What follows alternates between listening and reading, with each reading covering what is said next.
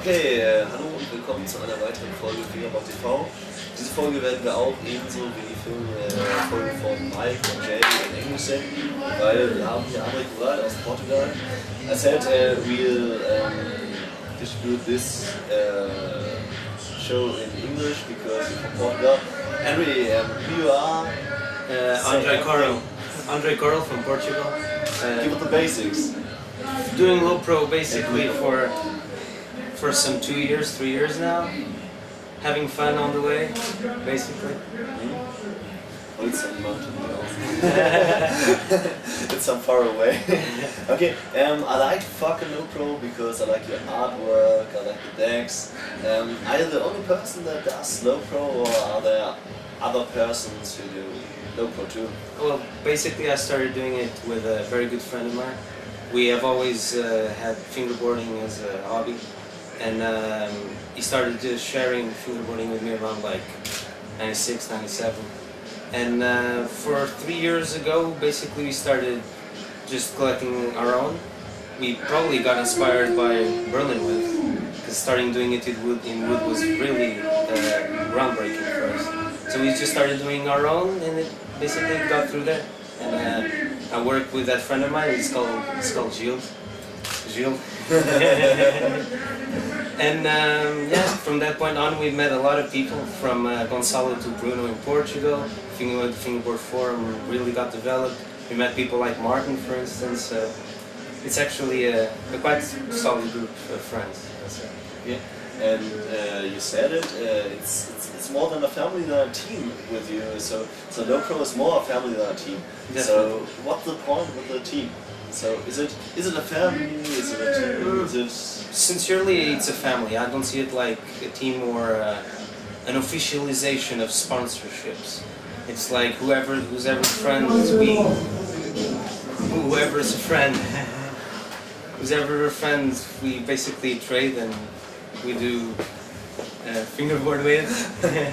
Team of Friends is coming in. Okay, no. Oh, thanks. Short interruption. Some shouts to Team of Friends.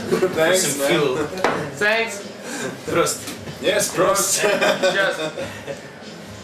But what was the question again? The question was if Lowpro is a family or a team. So basically, yeah. I would say a family because it's the closest word that I can get, but I would say it's friendship, basically. And if it was ever called a team, it's because probably it entered the paradigm of teams within the world of fingerboarding, but sincerely it's a group of friends more than anything else, I would say. So how would you describe the Portuguese fingerboard scene? So is it big? Is it small? Are there any fingerboarders beside of Lowpro? For sure, for sure. I mean, it's growing more with time, I would say. But it has been expanding, especially by the work of Bruno putting out the forum. Basically, he's like the father of the Portuguese scene, I would say. And it's with people like him that the scene actually developed. Yes. And we've had many events already. It's booming. It's up and coming. It's good. So. What were these events? Are there many people on these events? How's the reaction on fingerboarding in Portugal? It is, like I said, it is growing. Like by the influence of most of the things that happen outside as well. We also started creating our own events, and you know how having an example was the German scene. Like. Then it's like viral. Start making events, people have fun. Fun generates fun, and more events happen. And that's basically how it has been growing lately. So a thing I find interesting is that you always travel to concerts with Italian people. So is there a connection between Italia and Portugal? Because it's far away, but every time I see you on a contest, it's with we're with the Italian guys. So totally, is there connection? That's one of the things that that's one of the interesting things. Like when fingerboard actually is a pretext to fun and basically friendship and meeting people. Like for instance, I met Paolo through the internet.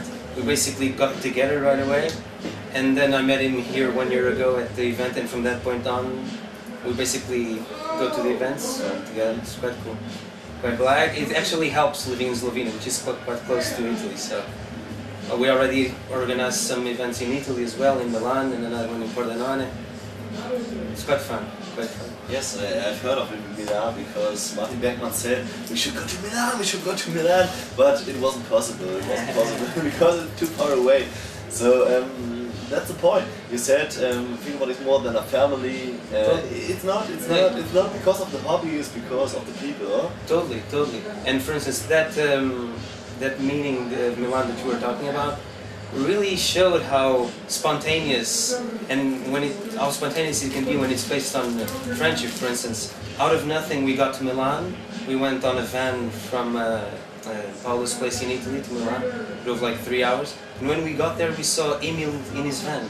Like Emil made us a surprise. He drove from Steyr to Milan with his own park and like surprised us, and it got even better. Like it's a great example how, for instance, friendship really affects how it flows, I would say. So and you feel it when you come to these events, and events like Fast Fingers. It's like, it's cohesive due to the relationships that people have between themselves. So it's a special vibe of the contest. Yeah, totally. Yeah, okay, so cool. But, oh, I forgot the question. What the heck? So in English it's very hard. So I noticed you speak a very great English. It's very okay. So because I just subtitles on TV. Yeah, sometimes okay. Do you have the English TV shows subtitles? Or is it an original language? It's a subtitle, yeah. Ah, subtitle. That's cool because we in Germany we only have the the German language overlaid over the normal movie, so we don't learn anything. Believe your average of English is quite good, so don't worry. Oh, thanks a lot. So that was our episode with André Coral. Mr. Coral, I call him Mr. Coral because maybe it's already a private one time he wore the tie and the jacket. That would be a funny picture. We can probably do like an older version of this interview. Maybe with the suit. When we were 50, we do an interview. And cigars and brandy on the table. Oh, cigars and brandy on the table. Oh, it would be great, man. Have you do you got any last words? Let's have fun outside. Okay. That's very good last words. Let's have fun outside. And